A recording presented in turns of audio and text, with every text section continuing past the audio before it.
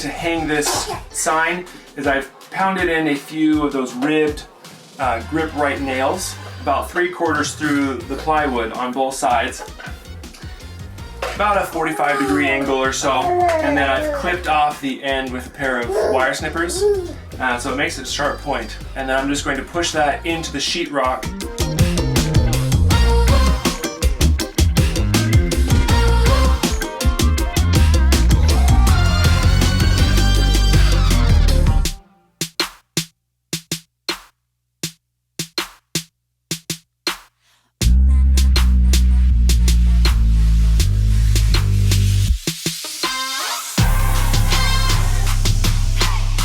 Alright guys, there you have it. I hope you enjoyed the video and found it helpful.